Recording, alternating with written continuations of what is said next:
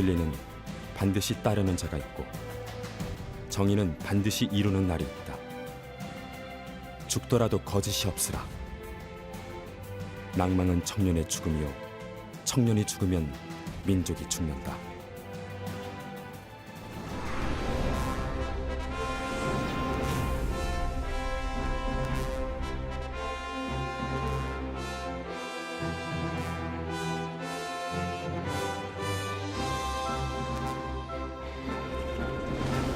예, 안녕하세요. 저는 한가람 역사문화연구소 소장 이덕일입니다.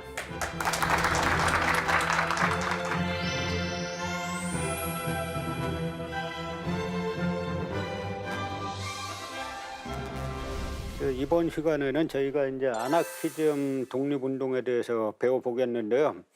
사실 저 운동이란 말을 우리가 많이 써와서 그냥 관성적으로 귀에 익은데 저 용어는 사실 문제가 있는 용어예요. 사실은 우리가 그 독립전쟁이라고 하든지 그리고 우리가 그동안 뭐 식민지 시대 뭐 그런 표현들을 쓰고 일제시대 그렇게 써왔는데 사실은 그것도 대일항전기, 그러니까 중국에서는 그 중일전쟁 시기를 갖다가 대일항전기, 전쟁했던 시기다, 일본과 전쟁했던 시기다라고 해서 항전기라고 쓰는데 저도 그 표현이 맞다라고 생각하죠. 우리가 단순한 운동을 한 게 아니라 그 일본과 빼앗긴 나라를 되찾기 위해서 전쟁을 한 시기이기 때문에 그 대일항전기라고 하는 게 맞고 이제 독립전쟁이라고 하는 게 이제 맞지 않나 싶습니다.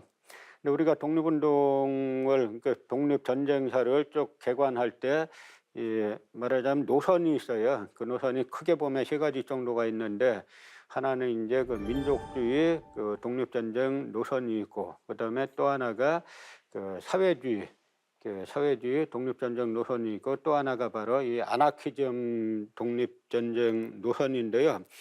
우리가 아나키즘 하면은 흔히 예전에는 그 무정부주의라고 많이 이제 알려져 가지고 그러니까 많은 오해가 있었는데 그 무정부주의란 말은 아나키즘을 번역을 할 때 일본의 그 도쿄대 학생이 번역한 거예요. 케무야마 신타로라는 도쿄대 학생이 아나키즘을 가지고 아나키즘이 보니까 그리스어의 아나르코에서 나왔는데 지배자가 없다, 지배자가 없는 상태를 뜻하는 겁니다. 그러니까 지배자, 피지배자가 없이 모든 사람이 똑같은 그런 상태를 뜻하니까 이 케무야마 센타로라는 일본 도쿄 대학생들이 지배자가 없으니까 이게 정부가 없는 게 아니냐라고 해가지고 무정부주의로 번역하면서 동아시아에서 많은 오해를 낳았는데 정부가 없는 것이 아니고 이 철저한 자치를 주장하는 겁니다. 그러니까 지방자치, 회사가 있으면 회사자치, 공장이 있으면 공장자치, 이래서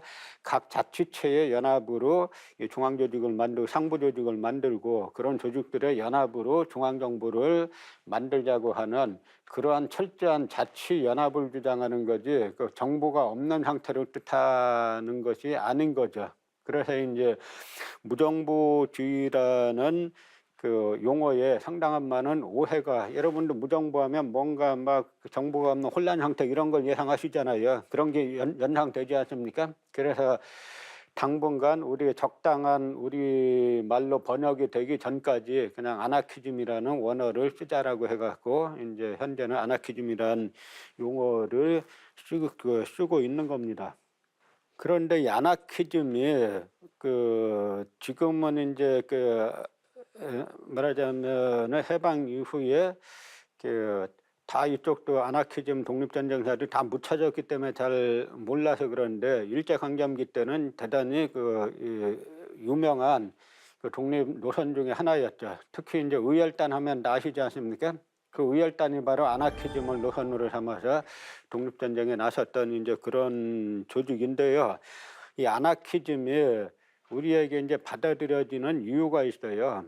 그 이유가 뭐냐면 이제 사회주의가 처음에 받아들여지는 그 이유가 있는 것과 마찬가지인데요. 아나키즘을 처음에 이제 받아들이는 그 사람들은 일본에 유학 갔던 유학생들입니다. 그러니까 나라를 빼앗기고 일본에 유학을 갔어요. 가서 보니까 당시 일본에서 아주 이 유행하던 사회 이론 사상이 이제 사회 진화론이라는 겁니다. 다윈의 생물 진화론은 다 아시잖아요. 우수한 종이 열세한 종을 잡아먹고 성장한다는 거잖아요. 그런데 이거를 영국의 허버트 스펜서라는 사회학자가 사회 이론으로 전환시킨 게 사회 진화론인데, 사회 진화론은 결국 뭐냐면 생물과 똑같이 인간 사회도 강한 자가 약한 자를 잡아먹는다 하는 이야기예요. 그러니까 이 유학 갔던 학생들이 한국 학생들이 일본 유학 가서 그 사회 진화론이 새로운 이론이라고 막 배웠는데, 배우고 보니까 결국 그게 뭡니까? 일본이 한국을 지배한 게 당연하다는 거잖아요. 한국은 약한 종이고 열성이고 일본은 우성이라는 거지 않습니까? 그런데 여기에는 일본인들은 사회진화론을 대거 이제 수행을 하죠. 그 중에 이제 뭐 여러 사람 있는데 뭐 가토도 있고 도야마도 있고 하는데, 저 후쿠자와 유기치라는 인물은 대단히 유명한 인물이에요. 지금도 일본의 지폐를 보면은 일본 지폐 최고 단위가 만엔권이잖아요. 그 만엔권의 초상화 인물이 바로 저 후쿠자와 유기치고, 일본의 그 게이오 대학을 설립한 인물인데, 저 후쿠자와 유기치가 이제 학문을 권장함이란 책을 예전에 쓰는데, 그 책이 일본에서 당시 340만 부가 나갔다고 할 정도로 대단한 이제 베스트셀러인데, 이 후쿠자와 유기치가 이제 사회 진화론을 받아들이죠. 저 사람 논리는 서방의 그 이론을 갖다가 우리가 대폭 흡수해야 된다. 그래서 일본을 개조해야 된다 하는 거고, 그 다음에 또 하나 뭐가 있냐면, 이 동방에는 나쁜 친구들이 있다. 동양에는 이제 중국과 조선이라는 나쁜 친구들이 있다. 그래서 그 둘하고는 관계를 단절해야 된다라고 그렇게 주장을 하는데요.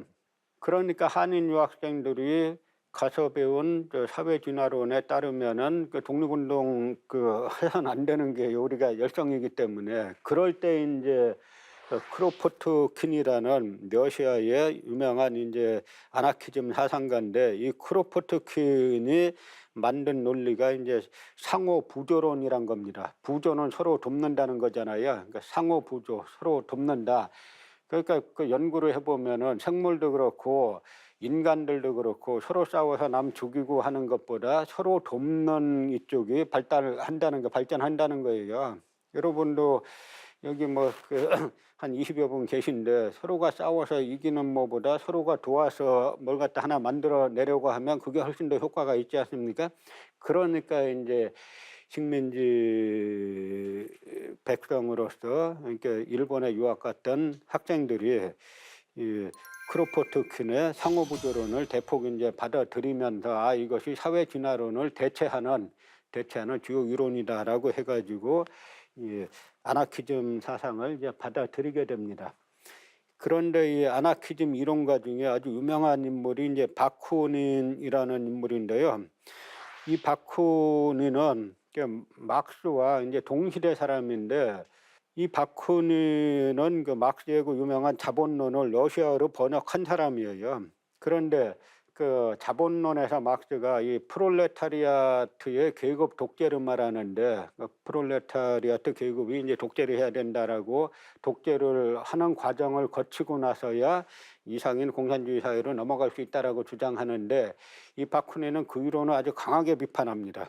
그러면서 프롤레타리아 독재론에 대해서 그 바쿠닌은 막스처럼 총명한 사람이 어떻게 그러한 생각을 할 수 있었을까 의심할 정도로 상식과 역사적 경험에도 어긋난다라고 주장을 하는 겁니다. 그래서 이미 1870년대에 말하자면 이제 좌파 전체주의가 등장할 거를 이미 예견하고 아주 강하게 반대를 합니다. 그래서 이게 바쿠닌은 과격한 혁명가에게 독재권을 주면 짜르보다 더 악독한 자가 될 것이라고 아주 이제 프롤레타리아 독재를 강하게 비판하죠. 그리고 심지어 또 무슨 이야기를 하냐면, 당시 이제 프롤레타리아 독재를 주장하는 그 사람들에게 너희들이 정권을 잡으면 러시아 황제의 자리에는 너희 당의 당수가 가고, 지금 러시아 귀족들의 자리에는 너희 당의 이 간부들이 갈 것이다. 그거는 인민들에게 짜르 체제보다 더 안 좋은 체제가 될 것이다라고 아주 강하게 비판을 하죠. 그러니까 대단한 사람들이죠. 사실 그 러시아의 실제 이제 사회주의가 수립되고 나서 스탈린주의라는 이게 좌파 전체주의로 많이 갔고, 그것이 이제 러시아뿐만 아니라 뭐 중국도 그렇고 지금 북한도 그렇고 이제 좌파 전체주의로 많이 갔지 않습니까? 그걸 갖다가 그 흔히 이제 이 아나키스트들 하는 말은 사회주의, 공산주의가 이론은 좋은데라고 말하는데 이론이 나쁘다는 거예요. 이미 거기에 프롤레타리아 계급의 독재를 주장하기 때문에 그 이론에 이미 좌파 전체주의로 가는 그 씨앗이 담겨져 있기 때문에 그건 이론도 나쁘다라고 해서 이제 아나키즘으로 가야 된다라고 하는 건데요. 그러나 이 아나키즘은 이 사회주의자들보다도 억압된 사회체제, 그러니까 아나키즘 사회로 가려면 사람을 계급으로 나누고 억압하는 그 사회체제를 무너뜨려야 갈 수 있지 않습니까? 그래서 그 무너뜨리는 데 있어서 아주 격렬하게 투쟁했던 사람들이 또 이제 아나키스트인데요. 이 아나키즘 운동의 시작은 이제 일본에서부터 시작하는데 1920년에 일본 도쿄에서 조선고학생 동호회라는 게 만들어집니다. 그러니까 일본 유학 간 사람들은 다 집안에 뭐 돈 많아서 간 사람도 있지만 가가지고 자기가 고학하면서 다니겠다라고 해서 간 학생들도 많이 있는데, 이 바로 이 고학생들이 우리들끼리 모임을 하나 만들자라고 한 게 이제 조선고학생 동호회인데, 바로 이 1920년에 만들어진 조선고학생 동호회에서 일본 내 사회주의 운동, 아나키즘 운동이 다 여기에서 이제 시작이 됩니다. 그러다가 조선고학생 동호회 내에서 이제 흑도회라는 게 만들어지는데, 여러분 그 공산주의를 상징하는 색깔이 뭡니까? 빨간색이죠? 아나키즘을 상징하는 색깔은 까만색이에요. 그래서 저기 흑도회, 검은 파도회 이런 게 만들어지는데, 일제 강점기 때, 대일 항전기 때 어떤 조직이 만들어졌는데 검다는 흑자가 들어가면 그건 다 아나키즘 조직입니다. 그래서 이제 흑도회라는 게 만들어지는데, 그래서 지금 우리가 잘 모르지만 그 공산주의 쪽을 갖다가 이제 레닌의 볼셰비즘을 추종하는 이제 볼셰비키라고 하는데, 그래서 일제 강점기 때 아나볼 논쟁이라고 있어요. 아나키스트와 볼셰비키들이 아나키즘 노선으로 갈 거냐, 그 볼셰비즘 노선으로 갈 거냐를 가지고 격렬하게 이론 투쟁을 하는데, 그 아나볼 논쟁을 거쳐가지고 이제 둘로 조직이 나뉘게 됩니다. 그래서 하나는 흑도회, 흑우회, 저 검은 친구들 하니까 우리가 저 검은 친구들이 뭔가 하는데, 아나키즘을 주창하는 사람들은 저 흑우회로 가고, 그 다음에 그 볼셰비즘을 주장하는 그 유학장들은 북성회라는 걸 만들어요. 북성회, 북쪽의 별 하니까 이 러시아 당시 사회주의 혁명에 성공한 러시아를 뜻하는 거죠. 그래서 이제 아나키즘 조직이 이제 둘로 갈라지게 됩니다. 그런데 이 조선고학생 동호회 그 사람들이 1922년에 이제 국내에 귀국해가지고 이제 동호회 선언을 발표하게 되는데, 요즘은 사실 뭐 우리 사회가 학위가 넘쳐나니까 뭐 박사 학위 자가돼도 크게 뭐 이 희귀성이 없는데, 이 당시에는 일본 유학생만 하더라도 지금의 웬만한 대학 교수보다 훨씬 더 이제 대접을 많이 받았고 또 실제 공부들도 열심히 했어요. 그래서 이 고학생 동호회 사람들이 국내 귀국해가지고 그 1922년에 그 동호회 선언을 발표하는데 뭐라고 하냐면, 우리 동호회는 고학생 및 노동자의 구제기관임을 버리고 계급투쟁의 직접적 행동기관임을 선언한다라고 하는 선언을 발표하면서 상당히 국내에 말하자면 센세이션을 일으킵니다. 우리 고학생 동호회라 그래서 우리 가난한 학생들끼리 서로 뭐 학비나 보조하고 그런 기관이 아니다. 우리는 계급투쟁의 선봉에서는 그런 조직이다라고 선언을 해가지고 상당한 이제 사회에 충격을 주는데, 이게 이제 조선일보에 발표되니까 동아일보에서 연속 사설을 써요. 그 학생 제군에게 고하노라라고 해가지고 뭐라고 하냐면, 사회혁명은 개성혁명에 발원하고 개성혁명은 학생 때부터 준비해야 된다라고 하는 준비론을 이야기합니다. 그러니까 이 말은 뭐냐면, 학생들은 정치투쟁 하지 말고 열심히 공부할 때다, 이제 이런 이야기를 하니까 그 당시 이제 학생들이 이 준비론, 그 동아일보에서 이야기한 준비론에 대해서 상당히 이제 강하게 비판을 하고 나오죠. 준비론이 아니라 지금 바로 당장 이제 활동해야 될 때다라고 하는 이제 그러한 주장들을 아나키스트들이 하게 됩니다. 그러다가 이제 국내에서 여러 이제 사건들이 발생하는데, 국내에서 발생하는 아나키즘 조직 사건은 처음에는 일본하고 상당히 밀접한 관련이 있어요. 여기서 이제 진우 연맹, 이건 갖다 흑기 연맹이라고도 하는데, 여기도 또 검은 흑자가 들어갔잖아요. 검은 깃발 운동. 이제 이 조직에 관련됐던 인물들은 어떻게 되냐면, 그 일본에서 이제 이 박열 가네코 부부의 이 대역 사건이 발생하는데, 이 박열은 이제 유명하니까 많이들 아시죠. 이 박열 사건에 관련됐다가 나중에 이제 그 석방된 한인들이 국내에 귀국해가지고 서울하고 대구 지역에서 이제 만드는 게 진호 연맹, 흑기 연맹 이런 것들인데, 그래서 이제 국내에 그 아나키즘 조직들이 이제 등장을 하게 되는데요.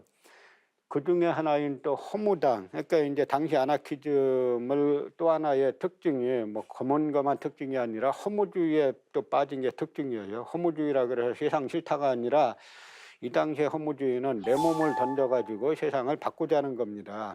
그래서 이제 이 허무당 선언서가 발표가 되는데, 그 허무당 선언서를 보면 합법적으로 현 질서 내에서 혁명의 가능성을 믿는 자는 전능하다. 우리는 죽음으로써 맹약하고 폭력으로서 조선혁명을 완수하고자 허무당을 조직한다라고 하니까, 이 허무당 사람들은 당시 일본이 볼 때 대단히 무서운 겁니다. 자기 목숨을 던져가지고 이게 이제 폭탄 던지고 총 쏘고 하겠다는 거니까. 그러니까 일본 입장에서 볼 때는 이 아나키즘을 얼마나 이게 두려워했나를 알 수 있게 되는 거죠. 우리가 예를 들어서 뭐 애국개몽 운동이다, 뭐 동포여 각성하라 하는 사람들도 일제가 신경을 썼지만, 그 사람들보다 일본 입장에서 내 몸밭에서 이게 그 폭탄을 던져가지고 이 세상을 뒤엎겠다, 일제 통치를 끝장내겠다 하는 사람들이 훨씬 더 두려웠을 것은 그 우리가 이제 불문가지라고 볼 수가 있습니다. 당시 이제 조선고학생 동호회 이쪽이 이제 둘로 나뉘게 되는데, 이제 그 중에 하나가 그 공산주의를 추종하는, 그러니까 그 볼셰비즘을 추종하는 쪽은 북성회로 가고, 그다음에 아나키즘을 추종하는 쪽은 흑우회로 가는데, 그 흑우회의 이제 핵심 인물이 박열이 있고, 그 옆에 있는 여성이 김자문자, 가네코 후미코라고 해가지고 그 일본인이죠. 그래서 일본인인데 같이 이제 박열과 부부가 나중에 옥중에서 이제 부부가 되는 그런 인물들이고, 이 둘로 이제 갈라져가지고 그 분화가 되는 거죠. 그러니까 처음에 조선고학생 동호회가 한쪽은 일본 내에서 북성회라는 볼셰비즘을 그 추종하는 세력과 아나키즘을 추종하는 흑우회로 갈라지는 건데요. 그 유명한 이제 박열 부부 이제 대역 사건이라는 거는 뭐냐면, 이제 박열이 이 사건이 이제 한쪽에서는 일본이 뭐 조작한 거다라고 하는 말이 있고, 이제 박열이 실제로 일본의 그 왕세자 결혼식에 폭탄을 던져가지고 이 왕세자나 일왕을 갖다가 죽이려고 했다, 처단하려고 했다라고 하는 실제 이제 그런 여러 이제 주장들이 있는데요. 어쨌든 박열이 김한이라는 인물에게 이 폭탄 구입을 요청을 합니다. 김한에게 왜 요청하냐면, 김한은 이제 의열단에 관련돼 있는 인물이기 때문에, 당시 이제 의열단이 그 폭탄 운동을 많이 폭탄 던지고 그런 것들을 많이 하잖아요. 그러니까 의열단에게 말하면 이 폭탄을 구할 수 있을 거로 생각해가지고, 당시 이제 일본의 그 히로히도, 나중에 일본 그 일왕이 되는 히로히도의 결혼식이 그 1923년 11월이었죠. 그래가지고 이 박열이 김한에게 늦어도 11월까지는 그 폭탄을 구해달라라고 한 그런 이제 사실들이 있습니다.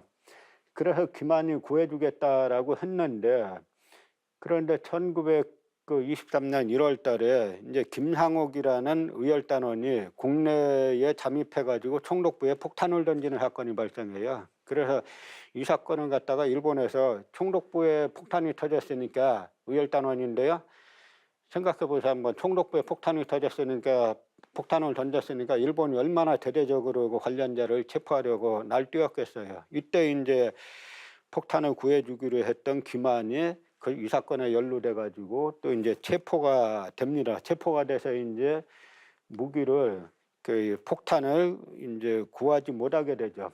그런데 이때 박열 부부가 그 일본의 토요타마군 요요기 박열 부부 셋집에 불령사라는 조직을 만들고 간판까지 내걸어요. 불령사. 일본이 이제 독립운동하는 조선인들을 갖다 뭐라고 불렸냐면 불령조선인 이렇게 불렀어요. 그러니까 이 간판 자체로 우리는 불령사, 그래 우리는 불령한 사람들이 모여서 조직을 만들었다라고 해서 이제 불령사라는 간판을 갖다 내거는 건데요. 그러다가 이제 일본에 1923년 9월달에 관동 대지진이 발생하죠. 그러니까 관동 대지진이 발생하니까 이때 이제 일본에서 그 대지진이 발생해서 10만 명 이상의 사람이 죽고 수십만 채가 무너지고 불타고, 그러니까 완전 일본은 지진에 대한 공포는 일본 사람들은 거의 본능적으로 갖고 있어요. 그러니까 그런 대지진이 발생해서 민심이 막 불안하고 소란하니까 일본 구구 세력들이 그 일본 사람들의 불안한 이걸 갖다가 조선인들에게 돌리기 위해서 조선인들이 우물에 독약을 탔다 또는 조선인들이 폭동을 일으킨다라고 하는 소문을 조직적으로 퍼뜨려요. 그러니까 그렇잖아도 불안하고 하는 와중에 일본 민중들이, 일본 국민들이 저기 조선인들, 그러니까 자기네가 그 대한제국을 강제로 점령했으니까 그 원제가 있잖아요. 그 원제에다가 아주 조선인들이 뭐 저렇다는 소문이 있다라고 하니까 이 조선인 대학살에 나서는 겁니다. 그래서 이때 이 수많은 조선 사람들이 죽게 되는데, 특히 일본의 뭐 전직 군인들, 전직 경찰들 이런 사람들이 자경단을 만들어 가지고 뭐 무기나 몽둥이 들고 다니면서 조선인 가는 대로 만나면 죽이고 막 하는 거예요. 그래서 이 사건이 발생하고 나서 보니까 일본 사법정에서 발표한 이 관동 대지진 때 학살당한 조선인들을 갖다가 233명이라고 하는데, 전 도쿄대 교수인 요시노 사쿠조는 2,613명이 죽었다는 거고, 그다음에 상해 임시정부가 발행하던 독립신문에서는 6,661명이 학살당했다라고 할 정도로, 근데 독립신문이 그냥 추정해서 한 게 아니라 상당한 근거를 가지고 다 발표를 했어요. 그래서 지금도 정확한 숫자는 우리가 알 수 없지만 대단히 이제 많은 사람들이 저 사건으로 죽게 되는데, 이 죽은 사람들도 있고 그다음에 일본이 이 사건 와중에 예비검속이라 그래서 아무 잘못이 없는데도 이제 조선인들을 갖다 체포해 가지고 감옥에 가두는데, 그 중에 이제 한 인물들이 박열과 이 가네코 후미코라는 이 부부도 예비검속에 걸려서 감옥에 갔는데, 그러니까 조사해 보니까 뭐 불령사라는 간판도 공개적으로 내걸고 하니까, 그러니까 일본에서, 근데 아까 말씀드린 것처럼 박열이 무기를 구하려고 뭐 이제 논의는 했지만 구하지는 못했잖아요. 근데 이걸 갖다가 실제 행동이 있었던 걸로 이제 몰아 가지고 이제 박열과 이 가네코 후미코를 가지고 이제 기소를 하게 되는데, 대역죄로 기소를 하는데, 일본 메이지 헌법은 뭐냐면 메이지 헌법에 천황에게 위해를 가하거나 가하려고 하는 자, 이런 대역죄에 해당하는데요. 이 대역죄에 걸리면은 그것이 사실로 인정되면 형벌 조항은 딱 하나예요. 사형 딱 하나밖에 없습니다. 그래서 이제 이것도 뭐 별 물증은 없지만 박열 부부에게 이제 사형을 선고했죠. 그랬다가 이제 뭐 이 왕세자 결혼한다라고 해가지고 이제 무기로 감형되는데, 이 가네코 후미코는 얼마 안 있어가지고 감옥에서 피살이 됩니다. 근데 일본에서는 자살했다라고 발표해요. 근데 우리가 본 요 사진이 박열하고 가네코 후미코가 감옥에서 찍은 거예요. 그러니까 둘이가 서로 이제 감옥에서 이제 결혼도 하고 서로가 사이좋게 이렇게 지냈는데, 박열이 만약에 그 사형당해서 세상을 떠났다라고 하면 가네코 후미코가 따라서 죽었다라고 볼 수도 있겠지만 박열이 살아있기 때문에 가네코 후미코가 그렇게 이제 그 자살했다라고 볼 근거는 대단히 희박하죠. 그런데 일본인들은 박열보다도 사실은 가네코 후미코가 큰 충격이었어요. 왜냐하면 가네코 후미코는 일본인으로 태어났지만 아주 가난한 집안에서 태어나서 그 어린 시절에 부모님이 다 세상 떠나면서 이 조선 자기네 친척 집에 와서 충청북도 청원에서 지금 7년 동안 삽니다. 근데 자기 일기를 보면은 그때 자기네 친척들에게 상당히 이제 학대를 당해요.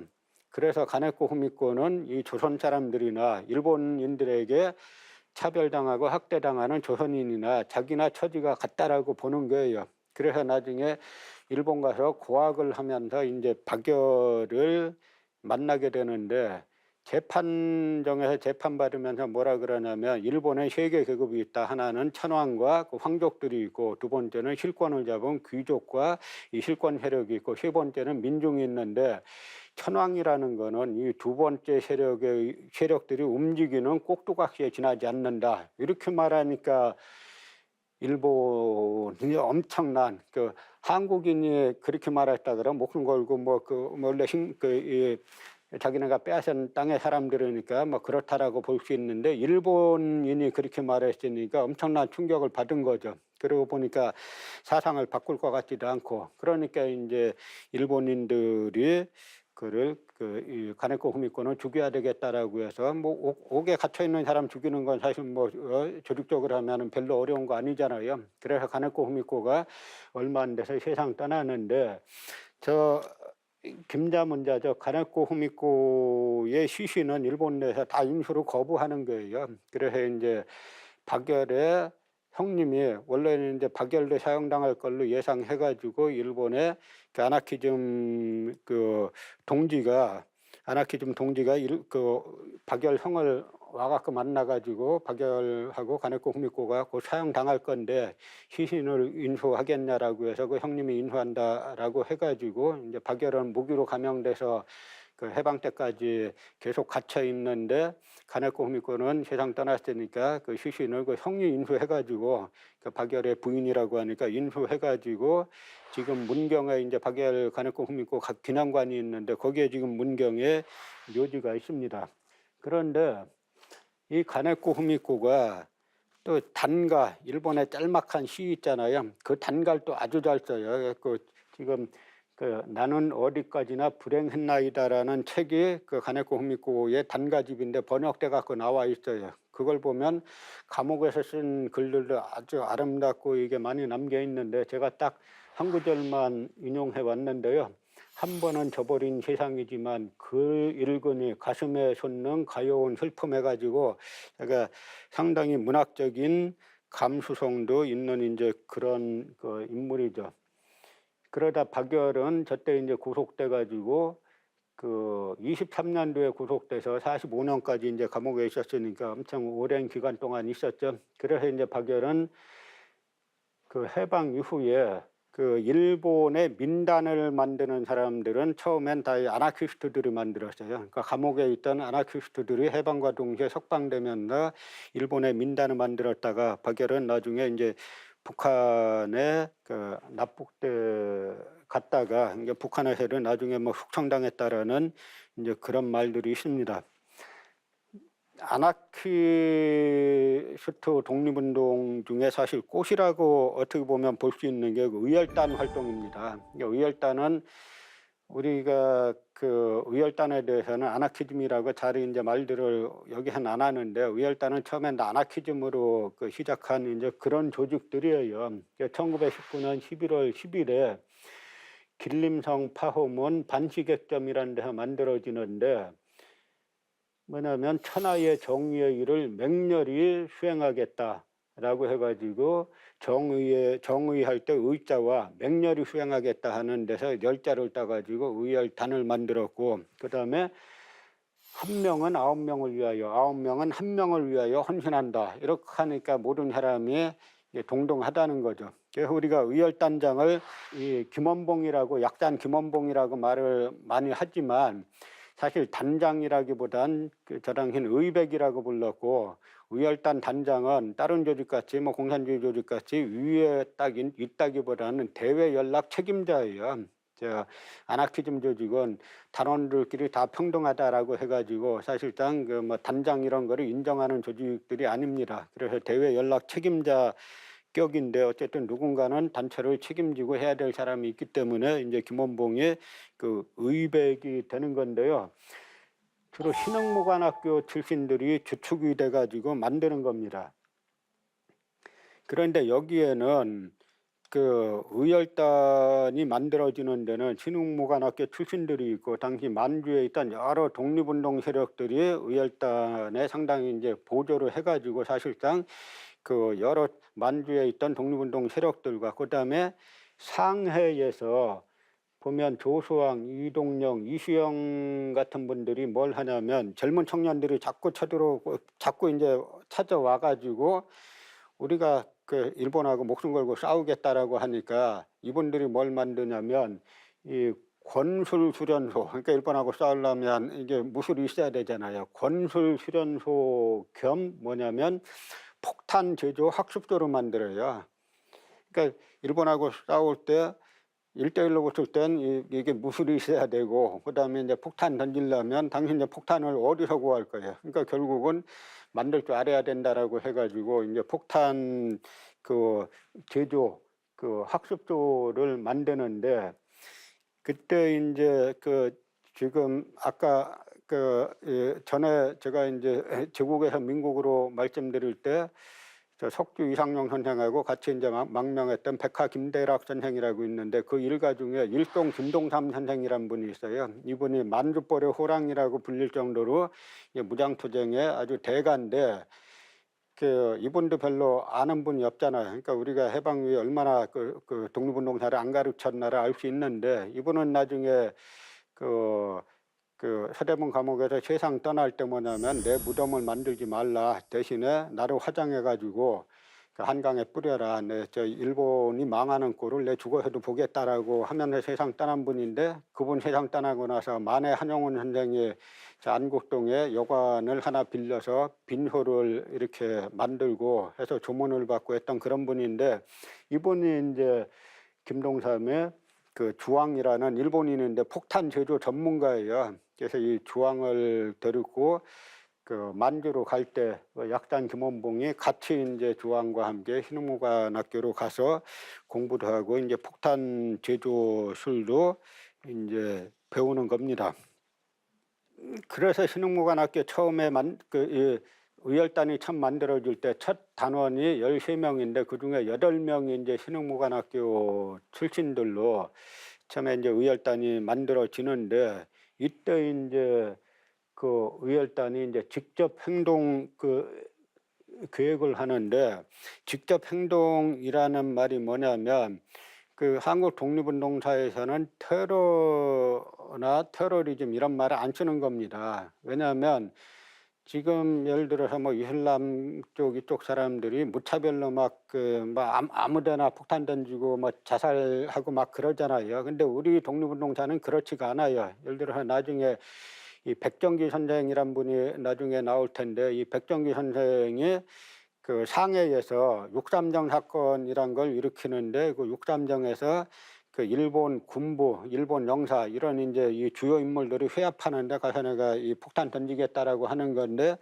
이분이 뭘 고민하냐면, 그런데 쟤도 폭탄 던져 죽일 때 그 자동차 운전수는 죽이지 않는 방법이 없느냐. 저 운전수는 그냥 뭐 자기가 그 따라와서 운전하는 건데 쟤까지 죽는 건 억울하지 않느냐라고 생각을 하는 겁니다. 그러니까 정확하게 관련이 있는 인물들만 죽이겠다라고 하는 거니까 이건 테러하고는 완전히 다르죠. 그래서 그 테러라는 표현을 안 쓰고 이제 직접 행동이라는 표현을 쓰는 건데요. 그래서 제1차 암살 파괴 계획이 있는데, 상해에서 폭탄하고 이제 탄피조기를 구입해가지고 국내 잠입하는데, 당시 지금 만주의 압록강 북쪽에 가면은 지금은 단동현이라고 있는데 옛날에 안동현이라고 불렀어요. 거기에 유룡양행이라고 아일랜드 사람 쇼, 아일랜드가 옛날 영국에 그 점령당했었잖아요. 이 아일랜드 사람 쇼가 자기 아일랜드 사람이니까 한국 독립운동을 물심양면으로 지원했어요. 그 이륙양행이 바로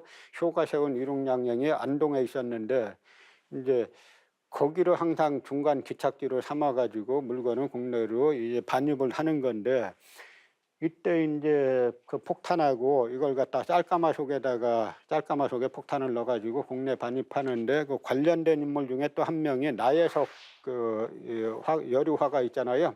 그 나예석 남편이 김우영이라고 그 남편은 친일파인데 그 당시 그 영사로 있을 때 안동 영사로 있을 때 나예석이 부인이었는데 그 나예석은 그 오빠 나경석도 유명한 독립운동가예요. 그래서 이제 나예석도 그 자기 남편의 걸 이용해가지고 국내로 폭탄을 밀반입하는데 상당히 이제 공을 세우고 그럽니다. 그래서 폭탄을 반입을 했는데 그 전국 각지에서 동시에 터뜨리려고 10여 명이 국내 잠입했는데 보니까 폭탄이 중간에 뭐 안 온 것도 있고 해가지고 부족한 거예요. 그래서 조금 김원봉이 뭐라고 말하냐면 우리가 조선 총독이 부임하는 족족 다 죽여버리면 한 4~5명만 조선 총독을 다 죽여버리면 그다음에 겁나갖고 울름이 없을 것이다 라고 할 정도로 이때도 그러니까 전국의 서울부터 동시다발적으로 이 폭탄을 한꺼번에 직접 행동으로 터뜨리면 일본이 얼마나 이제 놀라서 겁을 먹겠느냐라고 하는 계획을 세웠는데 폭탄이 부족하니까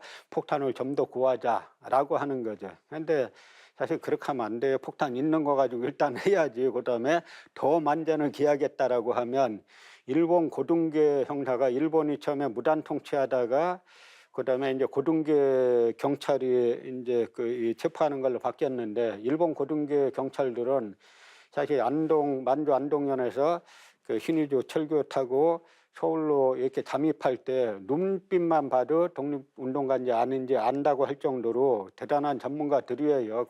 그런 쪽에서는. 그래서 그냥 일으켰어야 되는데 이때 폭탄을 더 구하자라고 하면서 그 서울 이제 인사동 중국 음식점에서 회의하는 도중에 경기도경 김태석이 급습해가지고 체포가 되죠. 아까 김태석이 전에 제가 그 제국주의에서 그러니까 제국에서 민국으로 강의할 때 강우규 의사 그 사이도 총독에게 폭탄 던진 강우규 의사를 체포한 인물로 저 김태석이라 그랬죠. 저 인물이 그 정보를 듣고 급습하는 바람에 서울, 부산, 밀양 등지에서 이제 대검거가 발생하면서 실패를 합니다. 그런데 이때 이제 부산에서 이 의열단원들이 많이 체포돼 가지고 고문당하고 막 하니까 이때 이제 의열단원 박재혁이라는 인물이 상해에서 이제 나가사키로 갔다가 나가사키에서 부산으로 와가지고 이제 폭탄을 던지게 되는데요. 나가사키에서 부산을 가면서 그 약단 김원봉에게 한자리 편지 쓴 거예요. 일본이 못 알아듣게. 뭐냐면 가기허다 수익 불가 친재견 군한 이게 뭐냐면 각이 기약할 수 있다. 허다 수익 허다한 수익은 기약할 수 있다. 그런데 불가 기재 군견한 당신의 군한 얼굴을 다시 보는 것은 불가능하다라고 하니까 이제 난 가가지고 폭탄 던질 건데 당신을 다시 살아서는 못 볼 거다라고 해서 약장 김원봉이 이 편지를 갖고 막 이제 통곡을 했다라고 하는 겁니다. 그래서 이 박재혁 그 의사는 부산서장 하시모토가 이 골동품을 좋아해요. 그래서 이제 고서적상으로 위장해가지고 이제 그 서장을 만난 다음에 거기에 폭탄을 터뜨려가지고 그 하시모토를 폭사하고 그 본인도 부상을 입고 당연히 이제 일본에서는 사형 선고를 내렸는데 내가 너희들이 죽기 전에 내가 먼저 그냥 죽겠다라고 해서 이제 단식 투쟁 끝에 끝까지 이제 밥을 안 먹고 이제 아사를 하죠.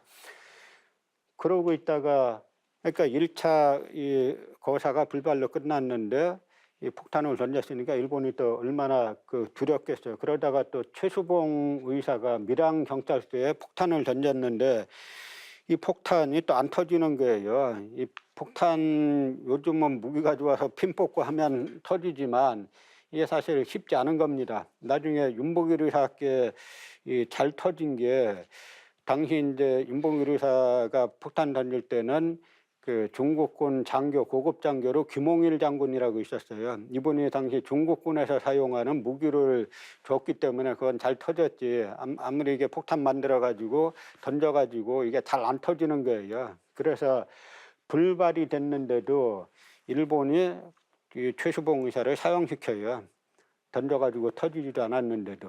그러니까 일본에서는 자, 앞으로 의열단은 잡히는 대로 다 죽인다라고 그 정도로 어떻게 보면 엄청난 공포에 떠는 겁니다. 왜 그러냐면 당시 신문을 보면 의열단원 한 명이 잠입했다더라고 신문에 나오면 일본 전 경찰이 비상이 걸리는 거예요. 지금 입당 바꿔놓으면 마찬가지겠죠. 만약에 그런 조직이 있어가지고 폭탄 들고 국내 잠입했다 그러면 전 경찰이 다 비상 걸리잖아요. 그러니까 이제 의열단은 이제 당시 사회주의하고 차이는 뭐냐면 사회주의는 우리가 결정적인 순간까지 기다렸다가 결정적인 순간에 한 번에 혁명을 일으키겠다라고 하는 건데 의열단은 그때까지 언제 기다리냐 그냥 사람이 한 명 있으면 던지고 싸우고 하자라고 하는 거죠. 그래서 일본이 이렇게 광분해가지고 불발탄이었던 최수봉 열사까지 사용을 시키는데 1921년 9월 12일에는 의열단은 김익당이 아까 이제 그 박열이 그 김한으로부터 무기 도입하려고 하다가 이 김익당 사건 때문에 김한이 체포되는 바람에 못했다 그랬죠. 이 김익당이 북경 정양문 부근에서 사는데요. 이때 이제 이 조선 총독부에 당시 이제 총독부는 남산 아래 있었는데 여기에 폭탄 던지러 가는 겁니다. 그러니까 당시 의열단원들이 모여가지고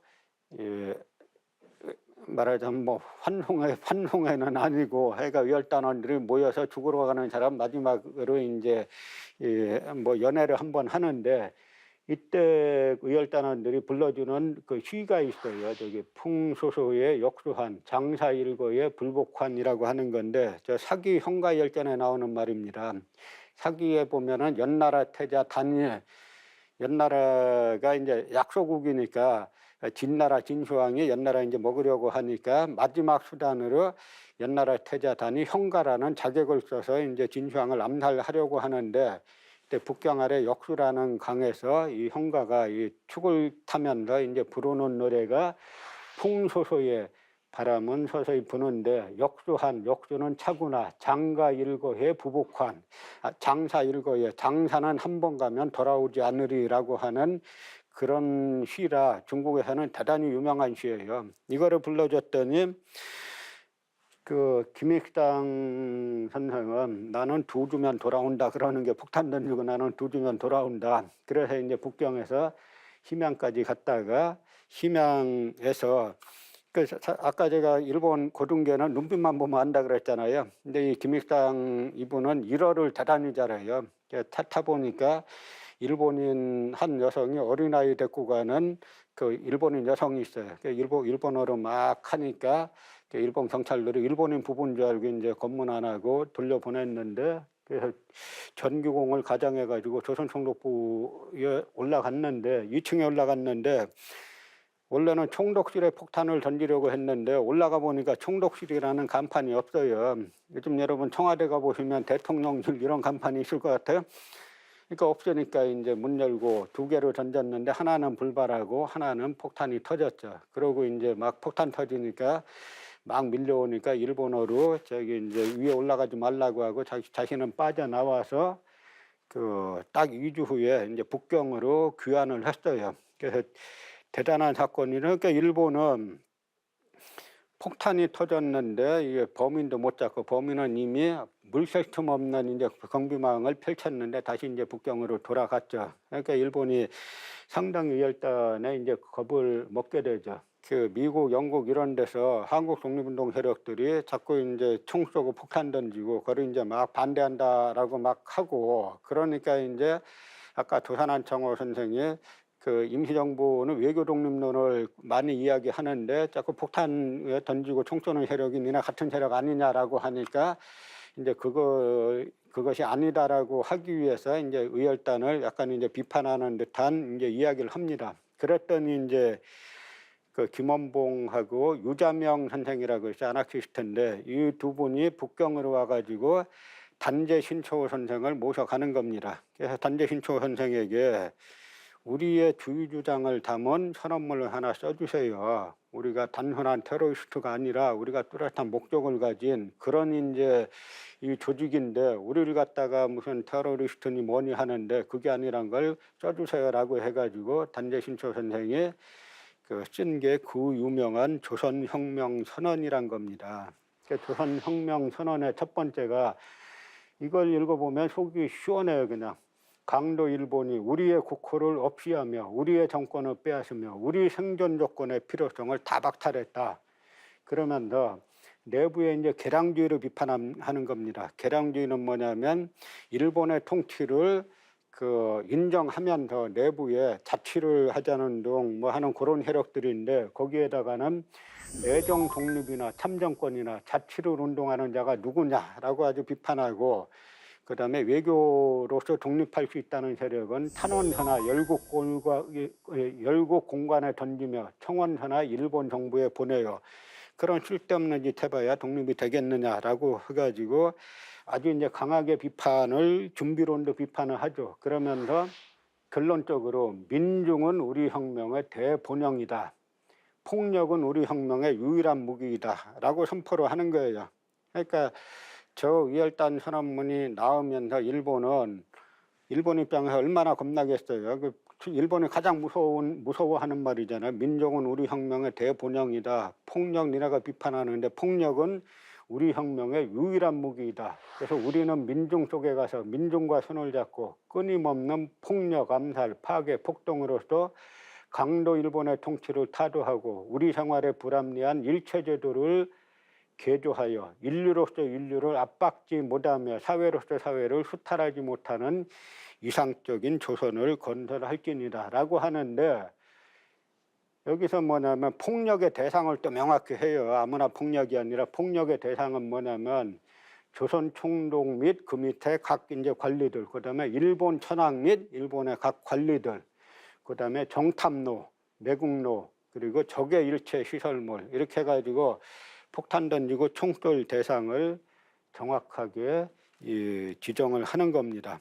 중국에서도 아나키스트 운동이 아주 벌어지는데 이때 24년 4월에 북경에서 제중국 조선 무정부주의자 연맹이 결성돼 가지고 이회영 선생을 비롯해서 여러 사람들이 가담을 하는데 이때 단재 신초는 같은 아나키스트인데 사고전서를 협력하면서 우리 역사 저서에 몰두하느라고 여기에는 참석을 못했다 하는 이제 그런 이야기가 있고요. 그 다음에 아나키즘 운동이 나중에 북만주에서 일어나게 되는데 왜냐하면 당시에 북만주는 아까 제가 대종교 이쪽 민족 종교 계열이 했다 그랬잖아요. 그 중에 이제 핵심이 신민부인데 신민부가 이제 둘로 갈라지면서 신민부의 군정파가 김자진 장군이에요. 그래서 김자진 장군과 그다음에 아나키스트들이 연합을 해가지고 제만 조선 무정부주의자 연맹이란 걸 만드는데, 그러니까 김자진 장군이 한번 독립전쟁을 해 보니까 당시 일본의 장장님이 뭐라냐면 만주의 만주군벌 장장님이 1925년경에 미스야라는 조선총독부 경무국장하고 미스야 협정이란 걸 맺어요. 이게 뭐냐면 그전에는 중국 사람들이 한국 독립운동을 상당히 동정을 했어요. 그런데 조선총독부에서 계속 이제 요구하면서 뭐냐면 독립운동가를 체포해서 우리에게 넘겨주면 우리가 돈을 주겠다 이럽니다. 그러니까 미스야 협정을 맺어가지고 이 장장님 쪽에서 독립운동가를 체포해서 해가지고 조선총독부에 넘겨주면 총독부에서 돈을 주는 거예요. 그러니까 이권 이후로 독립운동가들이 여러 명 체포돼가지고 그 후로는 중국 관원들이 독립운동가 체포해서 일본에 넘기면 바로 그것도 돈도 장장님에게도 주고 체포한 본인에게도 주게 돼 있어요. 그러니까 이제 돈 벌려고 많이 이 건 때문에 미시아 협정 이후로 많은 사람들이 체포가 되니까 김자진 장군이 어떻게 하냐면 장개석의 중앙군하고 손을 잡는 겁니다. 그래서 신민부를 갖다가 중국 중앙군 8로군으로 개편하려고 그래요. 그래서 장장님을 몰아내고 그 만주를 북만주 이쪽을 갖다가 이 독립 이거로 하려고 하는데, 만약 이게 성공했으면 독립운동사에 엄청난 지각 변동이 일어났을 거예요. 왜냐하면 중국 장개석의 중앙군이 되는 거니까. 그런데 이제 이때 이 책임을 맡았던 중국인 공패성이 장장님에게 체포가 되면서 실패를 하게 됩니다. 그리고 여기에서 이제 제만 조선 무정부주의자 연맹을 만들고 제만 한족 총연합회를 만주에 그 산시라고 있어요. 거기에서 김자진 장군하고 아나키스트들이 연합해가지고 제만 한족 총연합회를 29년에 만들었는데, 활동을 열심히 하다가 일본이 1931년 9.18 때 일본군이 만주를 다 장악하잖아요. 9.18 사변을 일으켜가지고. 그래갖고 더 이상 일본은 만주는 일본이 다 장악했으니까 더 이상 활동할 수가 없어가지고 그 상해 쪽으로 다시 이제 퇴각을 하게 됩니다. 그래서 상해에서 남화한인 청년연맹이란 걸 만드는데, 남화는 남중국이라는 이야기죠. 남한인 청년연맹이라는 걸 만들어 가지고 우리의 일체 조직은 자유연합의 원칙에 의거한다. 우리는 절대자유, 평등의 이상적 신사회를 건설코자 한다라고 해가지고, 이때 이제 아나키즘은 국제 조직이기 때문에 한인들하고 그다음에 중국인, 왕아초, 화균힐 이런 사람들이 있어요. 이런 중국인들하고 그다음에 일본인들도 낍니다. 산호, 위토 이런 사람들이 껴가지고 한중일 합작으로 항일 구국연맹을 만들고 흑제공포단이란 걸 만들어가지고 이 흑제공포단에서 상당히 많은 이제 직접 행동을 합니다. 그 중에 이제 여러 가지가 있는데, 당시 이제 친일 일본이 이제 중국도 나눠놓기 위해서 장개석과 나누기 위해서 왕정이를 갖다가 친일 파로 만드는데, 이 왕정이 저격 사건도 일으키고, 그다음에 천진에 일본의 기선에 폭탄을 던지는 그런 사건도 일으키고, 그다음에 사실은 윤봉길 의사가 폭탄을 던지기 전에 이 구파 백정기 선생이 먼저 사실은 상해 홍코공원에 폭탄을 던지려고 했는데, 이쪽에 이제 백정기 의사는 출입증을 나중에 이제 구하지 못하는 바람에 출입증을 기다리고 있다가 윤봉길 의사가 이제 먼저 폭탄을 던진 거예요. 그래서 이제 마지막으로 유해영 선생의 만주행과 순국을 보면은, 유해영 선생은 전에 제가 말씀드린 대로 전재 하나를 다 팔아가지고 그 당시 약 600억 원에 달하는 거금을 독립운동에 다 이제 쏟아부은 분인데, 아까 1931년 9월 달에 일본이 만주를 장악했다 그랬잖아요. 그래서 전부 다 이제 퇴각했는데, 우당유영 선생은 거꾸로 자기가 만주를 잠입하겠다고 하는 겁니다. 그러니까 다 말렸는데, 아니 내가 지금 나이가 그 당시가 67세예요. 내가 노구에 더 이상 상해서 살아봐야 뭐 하겠느냐. 내가 만주로 잠입해가지고 내 마지막 이제 생명을 던지겠다라고 하는데, 나중에 요즘에 이제 중국 쪽에서 나온 자료들을 보면 이제 우당 선생이 만주로 갈 때 동북민중 항일 구국군이라고 있어요. 일본이 이제 점령했으니까 장항량 계열의 동북민중 항일 구국군이 있고, 그다음에 요령 민중 자유군이 있는데, 이쪽 총사령하고 당추하고 연결돼 가지고 대대적인 이제 무장투쟁을 일으키겠다라고 해서 이제 갔다라고 이제 중국 기록에 나오죠. 그래서 만주에는 유해영 선생이 만주에는 우리 100만 이상의 교포가 있다. 그래서 당신들이 무기하고 자금만 제공하면은 이 많은 사람들이 다 들고 일어날 수 있다라고 했는데, 우당 선생의 만주로 떠나기 전에 이제 자기 형님에게만은 이거 철저히 비밀로 붙여야 되는 겁니다. 워낙 일본의 밀정들이 많기 때문에. 근데 자기 형님 찾아가가지고 제가 떠납니다라고 했는데, 그만 이제 그걸 갖다가 누가 이제 듣고 일본에 이제 밀고를 하는 바람에 이분이 대련 당시 이제 남창호 3등석 제일 밑바닥을 타고 대련에 도착하자마자 대련 수상경찰서에 체포가 됐는데, 당시 그래서 이분이 체포돼서 저항하다가 끝까지 이제 한마디도 안 하다가 고문당해서 세상 떠나는데 일본은 그걸 갖다가 그 목매달아서 자살했다라고 이제 자살이라고 발표를 하죠. 그런데 이 원래 독립운동 나선 분들은 자살이라는 건 안 해요. 자기가 끝까지 싸우다가 고문당하다가 죽는 한이 있어도 자기가 자살하고 이런 건 없습니다. 그래서 결국은 이제 일제로부터 67세의 노구인분이 당시 사만갑족이라고 불렸던 조선의 당대 최고의 명문가인데 마지막에 자기 67세의 그 노구를 가지고 마지막 일본이 점령한 다 빠져나올 때 나는 들어가서 무장 봉기를 일으키겠다라고 하는 목적을 가지고 그 만주를 잠입했다가 이제 세상을 떠나는 겁니다. 그래서 이런 활동들을 우리가 역사 학교 다닐 때 공부했지만 하나도 안 배웠잖아요. 그러니까 우리가 얼마나 이제 잘못된 역사 교육을 받았는지 이게 친일 식민사학자들이 계속 이제 역사를 서술하면서 얼마나 많은 것들을 갖다가 안 가르쳤는지 이제 알 수가 있습니다.